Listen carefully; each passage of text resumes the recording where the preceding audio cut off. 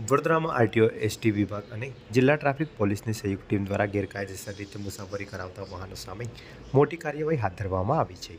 3 દિવસ સુધી ચાલેલી આ વિશાળ ડ્રાઈવમાં કુલ 150 કેસ કરવામાં આવ્યા છે, જ્યારે 53 જેટલા વાહનોને ડિટેન કરવામાં આવ્યા છે. તેમજ નિયમોનું ઉલ્લંઘન કરનાર અન્ય વાહનો પાસેથી કુલ ₹1,87,000નો દંડ વસૂલ કરવામાં આવ્યો છે.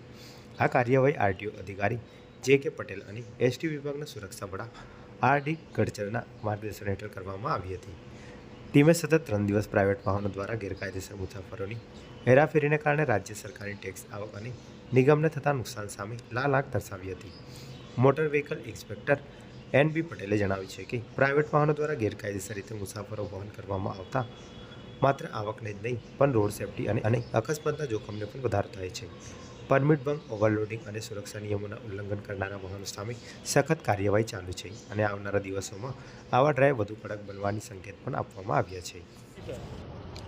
છેલ્લા 3 દિવસથી માન્ય શ્રી આરટીઓ વડોદરા અને વિભાગીય કચેરીના નિયામક સાહેબ દ્વારા જે ગેરકાયદેસર પેસેન્જરોનું પ્રાઇવેટ વાહનો દ્વારા વહન કરવામાં આવે છે, જેના અનુસંધાને રાજ્ય સરકારની ટેક્સની આવક અને નિગમની આવકને નુકસાન પહોંચાડવામાં આવે છે.